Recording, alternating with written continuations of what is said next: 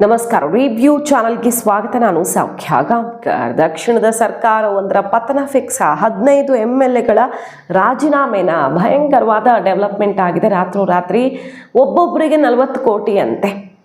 ಈಗ ಎಲ್ಲ ಸಾಕ್ಷಿ ಸಮೇತ ಬಟಾ ಬಯಲಾಗಿದೆ ಅಂತೆ. ಯಾರ ಮೂಲಕ ಆಪರೇಷನ್ ನಡೆದಿದೆ ಅನ್ನೋ ತನಕ, ಯಾರಿಗೆ ಥ್ರೆಟ್ಟು, ಏನು ಕಥೆ, ಯಾರನ್ನು ಅಪ್ರೋಚ್ ಮಾಡಿದ್ದಾರೆ, ಡೀಟೇಲ್ಸ್ ಇರ್ತಾ ಹೋಗ್ತೀವಿ. ಮಿಸ್ ಮಾಡಿದ್ರೆ ನಮ್ಮ ಚಾನಲ್ನ ಸಬ್ಸ್ಕ್ರೈಬ್ ಮಾಡಿ, ಹಾಗೆ ಬೆಲ್ ಐಕಾನ್ ಕ್ಲಿಕ್ ಮಾಡಿದ್ರೆ ಎಲ್ಲ ಅಪ್ಡೇಟ್ಸ್ ನಿಮ್ಮನ್ನು ತಲುಪುತ್ತೆ. ಸ್ವಿಚ್ರೆ ಬೇರೆ ಯಾವುದೂ ಅಲ್ಲ, TVK ಸರ್ಕಾರ ಪತನಕ್ಕೆ ಬಹಳ ದೊಡ್ಡ ಆಪರೇಷನ್ ನಡೆದಿದೆ.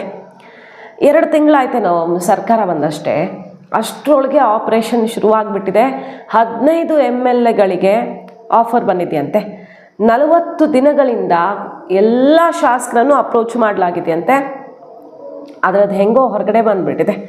ಇದು ವಿಜಯ್ಗೆ ಗೊತ್ತಾಗ್ತಿದ್ದಂಗೆ ಶಾಸಕರು ಅಲರ್ಟ್ ಆಗಿದ್ದಾರೆ. ಹೆಚ್ಚು ಕಡಿಮೆ ಆಗಿಬಿಟ್ಟಾತು, ನಮ್ಮನ್ನು ಮೀಟ್ ಮಾಡಿದ್ದಾರೆ ಅಂತ ಗೊತ್ತಾದರೆ ಅಂತ. ಅದರಲ್ಲಿ ಒಬ್ಬರು ಕಂಪ್ಲೇಂಟ್ ಕೊಟ್ಬಿಟ್ಟಿದ್ದಾರೆ, ನಮ್ಮನ್ನು ಈ ರೀತಿ ಅಪ್ರೋಚ್ ಮಾಡಲಾಗಿದೆ ಅಂತ. ಸೊ ಹಿಂದೆ ಮಿನಿಸ್ಟರ್ ಆಗಿದ್ದಂಥ ಸೆಂದಿಲ್ ಮೂಲಕ ನಡೆದಿದೆಯಂತೆ ಈ ಒಂದು ಪ್ರಯತ್ನ. ಅಂಥದ್ದೊಂದು ಆರೋಪ ಕೇಳಿಬರ್ತಿದೆ. ಈಗ ಮೇಜರ್ ಪೊಲಿಟಿಕಲ್ ಹೈ ಡ್ರಾಮಾ ಸೃಷ್ಟಿಯಾಗಿರೋದು ಈಗ ಉದಯನಿಧಿ ಸ್ಟಾಲಿನ್, MK ಸ್ಟಾಲಿನ್ ಒಪ್ಪಿಗೆಯ ಮೇರೆಗೆ ಸೆಂದಿಲ್ ಬಾಲಾಜಿ ಮಿನಿಮಮ್ 10 ಕೋಟಿಯಿಂದ ಬಹುತೇಕರಿಗೆ 35 ಕೋಟಿ, 40 ಕೋಟಿ, 50 ಕೋಟಿ ಈ ಥರ ಫಿಕ್ಸ್ ಮಾಡಿಕೊಂಡು ಆಪರೇಷನ್ ಶುರು ಮಾಡಿದಾರಂತೆ. ಕಂಪ್ಲೇಂಟ್ ಆಗಿದೆ. ಆಮೇಲೆ ಕಂಪ್ಲೇಂಟ್ ಆದಮೇಲೆ ಈಗ 2-3 ಜನರನ್ನು ಅರೆಸ್ಟ್ ಮಾಡಿದ್ದಾರೆ. ಅಂದರೆ ಅವರು ಕೆಲವ್ರದ್ದೆಲ್ಲ ಹೆಸರು ಹೇಳಿದ್ದಾರೆ. ನರೇಶ್ ಮತ್ತು ತ್ಯಾಗರಾಜನ್ ಅಂತ. ತಮಿಳುನಾಡು ಪೊಲೀಸರು ಇದ್ರ ಬಗ್ಗೆ ಕೇಸನ್ನು ದಾಖಲಿಸಿಕೊಂಡು ಈ ಅಸೋಸಿಯೇಟ್ಸ್ ಜೊತೆಗೆ ಯಾರ ಮೇಲೆ ಆರೋಪ ಇತ್ತಲ್ಲ, ಒಬ್ಬ ಹ್ಯಾಂಡ್ಲರು, ಆತನ ಸಮೇತ ಅರೆಸ್ಟ್ ಮಾಡಿದ್ದಾರೆ. ಇಲ್ಲಿ ಒಬ್ಬರು MLA ಹೇಳಿರೋದೇನೆಂದರೆ ತನ್ನ ಫ್ಯಾಮಿಲಿಗೆ ಜೀವಾಪಾಯ ಇದೆ, ಜೀವಕ್ಕೆ ಅಪಾಯ ಇದೆ ಅಂತ. ಒಂದು ದುಡ್ಡಿನ ಆಫರ್ಗೂ ಬಗ್ಗದೇ ಇದ್ದರೆ ಜೀವಕ್ಕೆ ಅಪಾಯ, ಆ ರೀತಿ ನಡೀತಿದೆಯಂತೆ ಆಪರೇಷನ್. ಸೊ ಈಗ ವಿಜಯ್ ಸರ್ಕಾರ ಇನ್ವೆಸ್ಟಿಗೇಷನ್ಗೆಲ್ಲ ಮುಂದಾಗಿರೋದು. ಅವ್ರಿಗೆ ಗುಪ್ತಚರ ಮಾಹಿತಿನೂ ಸಿಕ್ಕಿದೆಯಂತೆ. ಎಲ್ಲ MLAಗಳನ್ನು ಅಪ್ರೋಚ್ ಮಾಡಿದ್ದಾರೆ, ಒಬ್ಬರನ್ನೂ ಬಿಟ್ಟಿಲ್ಲ. ಮಿತ್ರ ಪಕ್ಷಗಳು ಅವರು ಇವರು ಅವ್ರನ್ನೆಲ್ಲ ಅಪ್ರೋಚ್ ಮಾಡಿದೆ. DMK ಸರ್ಕಾರ ಬೀಳಿಸೋದಕ್ಕೆ ಸಿಕ್ಕಾಪಟ್ಟೆ ದೊಡ್ಡ ಆಪರೇಷನ್ ಆಗ್ತಿದೆ ಅಂತ. 6 ತಿಂಗಳು ಟಚ್ ಮಾಡಿಕೊಳ್ಳಿ ಅಂತ ಸ್ಟಾಲಿನ್ ಹೇಳಿದ ನೆನಪಿದೆ ಅಲ್ವಾ. ಆದರೆ 2 ತಿಂಗಳಿಗೆ ಶುರುವಾಗೋಯ್ತಾ ಆಪರೇಷನ್. ಈಗ ಸೆಂದಿಲ್ ಬಾಲಾಜಿ ಹೆಸರು ಹೊರಗಡೆ ಬರ್ತಿದ್ದಂಗೆ DMK ಮುಗಿಬಿಟ್ಟಿದೆ. ಅದು ಹೆಂಗೆ ನೀವು ಇನ್ವೆಸ್ಟಿಗೇಷನ್ ಹಂತದಲ್ಲಿದ್ದಾಗಲೇ ಈ ಹೆಸರು ಹೊರಗಡೆ ಬಿಟ್ಟಿದ್ದೀರಿ. ಸೊ ಇದೆಲ್ಲ ಡ್ರಾಮಾ, ಸುಮ್ಮನೆ ಒಂದು ಸಿಂಪತಿಗಿಟ್ಸ್ಕೊಳ್ಳುವಂತಹ ಪ್ರಯತ್ನ, ಡೈವರ್ಟ್ ಮಾಡುವಂತಹ ಪ್ರಯತ್ನ. ನಿಜವಾಗ್ಲೂ ಇನ್ವೆಸ್ಟಿಗೇಷನ್ ಸರಿಯಾಗಿ ನಡೀತಾ ಇದ್ದಿದ್ರೆ DMK ಒಬ್ಬ ನಾಯಕನ ಹೆಸರನ್ನು ಹೊರಗಡೆ ಬಿಡೋದು ಹೆಂಗೆ, ಲೀಕ್ ಮಾಡಿದ್ದು ಹೆಂಗೆ ಮೀಡಿಯಾಗೆ ನೀವು ಅಂತ ಈಗ DMK ಮುಗಿಬಿದ್ದಿದೆ. ಸೊ TVK ಸರ್ಕಾರಕ್ಕೆ ಸ್ಕೆಚ್. ಇದು ಎಕ್ಸ್ಪೆಕ್ಟೆಡ್ ಅಲ್ವಾ. ಅಷ್ಟಕ್ಕಷ್ಟೇ ನೆಕ್ ಟು ನೆಕ್ ಫೈಟ್ಗಳಾಗಿ ಕೆಲವು ಕಡೆ ಎಲ್ಲ ಗೆದ್ದುಕೊಂಡಿರೋದು ಒಂದು. ಇನ್ನೊಂದು TVK ಸರ್ಕಾರಕ್ಕೆ ಮೆಜಾರಿಟಿನೇ ಇರಲಿಲ್ಲ. ಅಲ್ಲಿಂದೊಂದು ಇಲ್ಲಿಂದೊಂದು ಕಾಡಿ ಬೇಡಿ ಕರ್ಕೊಂಡಿರೋದು ವಿಜಯ್. ಎಷ್ಟು ದಿನ ಇದು ಸರ್ಕಾರದ ಸ್ಟೆಬಿಲಿಟಿ ಅನ್ನೋ ಪ್ರಶ್ನೆ ಅಂತೂ ಇತ್ತು. ಹಾಗಾಗಿ ಈಗ ವಿಜಯ್ ಸರ್ಕಾರಕ್ಕೆ ಸಂಕಷ್ಟ ಎದುರಾಯ್ತಾ ಅನ್ನೋದು ಒಂದು ಕಡೆ ಡೆವಲಪ್ಮೆಂಟ್. ಆದರೆ ಇನ್ನೊಂದು ಕಡೆ ವಿಜಯ್ ಬಹಳ ದೊಡ್ಡ ಸೆಟ್ ಬ್ಯಾಕ್. ಇದು ಏನು, ಕರಪ್ಷನ್ ಫ್ರೀ ಗೌರ್ಮೆಂಟ್ ರನ್ ಮಾಡ್ತೀನಿ ಅಂತ ಹೇಳಿದ್ರು. ಈ ದ್ರಾವಿಡ ಪಕ್ಷಗಳ ಹೊರತಾದಂಥ ಅಭಿವೃದ್ಧಿ ಮಾಡ್ತೀನಿ ಅಂತ ಹೇಳಿದ್ರು. ಈಗ ಯಾರನ್ನು ಸೇರಿಸ್ಕೊಂಡಿದ್ದಾರೆ ಗೊತ್ತಾ? AIADMKಯ ರೆಬಲ್ಸ್ ಇದ್ರಲ್ಲ, ಅವ್ರು ಒಬ್ಬೊಬ್ಬರೇ ರಿಸೈನ್ ಮಾಡಿ ಜಾಯ್ನ್ ಆಗ್ತಿದ್ದಾರೆ. 2 ನಿನ್ನೆ ರಿಸೈನ್ ಮಾಡಿದ್ರು. ಅದು ಕೂಡ ಕೇಸು ಪೆಂಡಿಂಗ್ ಇರೋರು, ಸಿಕ್ಕಾಪಟ್ಟೆ ದೊಡ್ಡ ಕೇಸ್ಗಳನ್ನು ಎದುರಿಸ್ತಾ ಇರೋರು ಈಗ TVK ಬಂದು ಸೇರಿಕೊಳ್ತಿದ್ದಾರೆ. ಮೊದಲನೇದಾಗಿ ಬೇಕಾದಷ್ಟು ರಿಪೋರ್ಟ್ ಮಾಡಿದ್ದೀವಿ, ಇಡೀ ತಮಿಳುನಾಡು ರಾಜ್ಯದಲ್ಲಿ ಅತಿ ಹೆಚ್ಚು ಕೇಸ್ಗಳಿರೋರು TVK MLAಗಳು. ಅತಿ ಹೆಚ್ಚು TVK MLAಗಳ ಮೇಲೆ ಕ್ರಿಮಿನಲ್ ಕೇಸ್ಗಳಿವೆ. ಸೀರಿಯಸ್ ಕೇಸ್ಗಳನ್ನು ಎದುರಿಸ್ತಿರೋರೆ 19 ಜನ MLAಗಳಿದ್ದಾರೆ.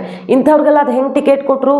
ಭ್ರಷ್ಟಾಚಾರ ರಹಿತವಾದ, ಮಹಿಳೆಯರ ಪರವಾದ, ಅಪರಾಧ ಮುಕ್ತವಾದ ಸಮಾಜ ನಿರ್ಮಿಸೋದಕ್ಕೆ ನೋಡುವಂಥ ಸ್ಟಾರ್ ವಿಜಯ್ ಗೊತ್ತಿಲ್ಲ. ಇಂಥವ್ರನ್ನ ಕರ್ಕೊಂಡು ಬಂದು ಅಂಥದ್ದೊಂದು ಭರವಸೆ ಕೊಟ್ಟು ಗೆಲ್ಲಿಸ್ಕೊಂಡಿದ್ದಾರೆ. ಅತಿ ಹೆಚ್ಚು ಕೇಸ್ ಇರೋದೇ ಇವ್ರ ಮೇಲೆ. ಈಗ ಮತ್ತೆ ಅಂಥದ್ದೇ ಕೇಸ್ ಇರೋರ್ನೆಲ್ಲ ಕರ್ಕೊಂಡಿದ್ದಾಗಿದೆ. ಹಾರ್ಸ್ ಟ್ರೇಡಿಂಗ್ ನಡೀತಿದೆ ಅನ್ನೋದು ಓಪನ್ ಆಗಿ ಮಾತಾಡ್ತಿದ್ದಾರೆ. ಈಗ ವೈಕೋ DMK ಕೈ ಕೊಟ್ಟಿದೆಯಲ್ಲ, ಈ ಪಕ್ಷ ಮತ್ತು ಕೆಲವರೆಲ್ಲ ಸೇರಿಕೊಂಡು ಶಾಸಕರು ರಾಜೀನಾಮೆ ಕೊಡಿಸೋದಕ್ಕೆ ನೇರವಾಗಿ ಮಾತಾಡ್ತಿದ್ದಾರೆ.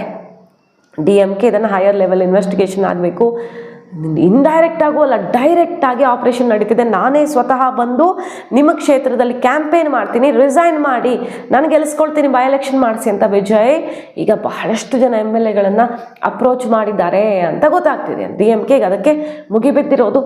ಸೊ ಈ ರಾಜಕೀಯ ಮತ್ತೊಂದು ನಮಗೆ ಗೊತ್ತಿಲ್ಲ, ಬಟ್ ರಿಸೈನ್ ಮಾಡಿ ಸೇರಿದ್ದಾರೆ. ಯಾವ ರಾಜಕಾರಣ ಮಾಡ್ತಿದ್ದಾರೆ ವಿಜಯ್? ಎಲ್ಲದರಿಂದ ಹೊರತಾದಂಥ ಇಮೇಜ್ ಕಟ್ಕೊಡ್ತೀನಿ ಅಂತ ಬಂದ ವಿಜಯ್ಗೀಗ ಭಾರಿ ಸೋಲಿದು. ಸುಳ್ಳು ಹೇಳಿದ್ರ ವಿಜಯ್ ಹಾಗಾದರೆ? ಮೋಸ ಮಾಡಿ ಗೆದ್ರ ವಿಜಯ್ ಹಾಗಾದರೆ ಅನ್ನೋ ಪ್ರಶ್ನೆಯನ್ನು ಈಗ ಎತ್ತುತ್ತಿದ್ದಾರೆ. ಸಹಜವಾಗಿ ಇಂಥವ್ರನ್ನೆಲ್ಲ ಯಾಕೆ ಸೇರಿಸ್ಕೊಳ್ತಿದ್ದೀರಿ ಪಕ್ಷಕ್ಕೆ? ನಿಮ್ಮ ಸ್ವಂತ ಇಮೇಜ್ನೊಂದಿಗೆ ಮುನ್ನುಗ್ಗಿ ನೀವು ಎಂಥ ಸರ್ಪ್ರೈಸಲ್ಲಿ ಗೆದ್ದು ಬಂದವರು, ಜನ ಊಹೆ ಮಾಡಿದಂಥ ರಿಸಲ್ಟ್ ಬಂದಿದೆ ಅಂದರೆ ವಿಜಯ್ ಬದಲಾವಣೆ ಮಾಡ್ತಾರೆ ಅಂತ ಬಂದಿದೆ. ಮತ್ತದೇ ಹಳೆ ಮುಖಗಳು, ಮತ್ತದೇ ಕರಪ್ಟ್ ರಾಜಕಾರಣಿಗಳನ್ನು ಕರ್ಕೊಂಡು ಬಂದು ಇವ್ರ ಪಕ್ಷಕ್ಕೆ ಸೇರಿಸ್ಕೊಂಡು ಏನು ಸಾಧಿಸೋಕೆ ಹೊರಟಿದ್ದಾರೆ ವಿಜಯ್ ಕಾದ್ ನೋಡಬೇಕು. ತಮಿಳ್ನಾಡಿನಲ್ಲಿ ಮತ್ತೆ ಪೊಲಿಟಿಕಲ್ ಹೈ ಡ್ರಾಮಾ ಶುರು ಆಗಿದೆ. ಒಂದು ಕಡೆ DMK ಈ ರೀತಿ ಅಡ್ಡದಾರಿ ಹಿಡಿದಿದ್ದಾರೆ ವಿಜಯ್. ಎಲ್ಲ ಪಕ್ಷಗಳ ಶಾಸಕರನ್ನ, ಮಿತ್ರ ಪಕ್ಷಗಳನ್ನು ರಾಜೀನಾಮೆ ಕೊಡಿಸ್ತಿದ್ದಾರೆ ಅಂತ ಗೊತ್ತಾಗ್ತಿದ್ದಂಗೆ TVK ಸರ್ಕಾರನೇ ಬೀಳಿಸೋದಕ್ಕೆ ನಿಂತು ಬಿಡ್ತಾ. ಒಬ್ಬರಲ್ಲ ಇಬ್ಬರಲ್ಲ ಸಿಕ್ಕಾಪಟ್ಟೆ ಜನ MLAಗಳು, 15ರಿಂದ 20 ಜನ MLAಗಳು ಎನಿ ಟೈಮ್ ಕೈ ಕೊಡಬಹುದು. ಈ ಸಲ ಅಸೆಂಬ್ಲಿಲಿ ಓಟ್ ಹಾಕಬೇಕಿತ್ತು, ಅಂದರೆ ವಿಶ್ವಾಸ ಇದೆ ಎಲ್ಲ ಶಾಸಕರದ್ದು ಅಂತ ಸಾಬೀತು ಮಾಡಬೇಕಿತ್ತು ವಿಜಯ್ ಅವರು. ರೆಸಲ್ಯೂಷನ್ ಓಟು ಸ್ಪೀಕರ್ ವಿಚಾರದಲ್ಲಿಯೇ ಈಗ ಸ್ಪೀಕರ್ ವಿರುದ್ಧ ಕೆಲವು ಶಾಸಕರನ್ನು ಅಪ್ರೋಚ್ ಮಾಡಲಾಗ್ತಿದೆ, ಸ್ಪೀಕರ್ ಇಳಿಸುವಂಥ ಪ್ಲ್ಯಾನ್ ಆಗ್ತಿದೆ ಅನ್ನೋ ತನಕ ಕೇಳಿಬರ್ತಿದೆ ಚರ್ಚೆಗಳು. ಕಾದು ನೋಡಬೇಕು ಒಟ್ಟಾರೆಯಾಗಿ ವಿಜಯ್ ಸರ್ಕಾರ ಬಾಳಿಕೆ ಬರುತ್ತಾ ಇಲ್ವಾ? ಸ್ಟಾಲಿನ್ ಸ್ಕೆಚ್ ಹಾಕೇ ಬಿಟ್ರ? ಕಾಂಗ್ರೆಸ್ಸು ಈಗ TVK ಜೊತೆಗೆ ಹೋಗಿದೆ. ಸಾಕಷ್ಟು ಟೀಕೆ ಟಿಪ್ಪಣಿ ಬ್ಯಾಕ್ ಸ್ಟ್ಯಾಬರ್ ಅಂತೆಲ್ಲ ಕರೆಸ್ಕೊಂಡು ಕಾಂಗ್ರೆಸ್ಸು TVK ಜೊತೆ ಹೋಗಿದೆ. ಹೆಂಗಾಗಿದೆ DMK ಕಥೆ ಅಂದರೆ ನಮಗೆ ಮೋಸ ಮಾಡಿ ಹೋದ್ರಲ್ಲ, ಪಾಠ ಕಲಿಸ್ಬೇಕು ಅನ್ನೋದು ಒಂದು ಕಡೆ. ಆದರೆ ವಿಜಯ್ ಇರೋದಕ್ಕೆ ಬಿಡಬಾರ್ದು ಅನ್ನೋ ಸಹಜ ರಾಜಕೀಯ ವೈಷಮ್ಯಗಳಿರ್ತವೆ. ಇದರ ಭಾಗವಾಗಿ ವಿಜಯ್ ಊಹೆ ಮಾಡಿದಂಥ ಆಪರೇಷನ್ ಶುರುವಾಗೇ ಬಿಡ್ತಾ ಇಷ್ಟು ಬೇಗ. ಕಾದ್ ನೋಡೋಣ. ಮಾಹಿತಿ ಇಷ್ಟ ಆಗಿದ್ರೆ ಮಿಸ್ ಮಾಡಿದ್ರೆ ನಮ್ಮ ಚಾನಲ್ನ ಸಬ್ಸ್ಕ್ರೈಬ್ ಮಾಡಿ, ನಿಮ್ಮ ಅಭಿಪ್ರಾಯ ಕಮೆಂಟ್ ಮಾಡಿ ತಿಳಿಸಿ. Thank you.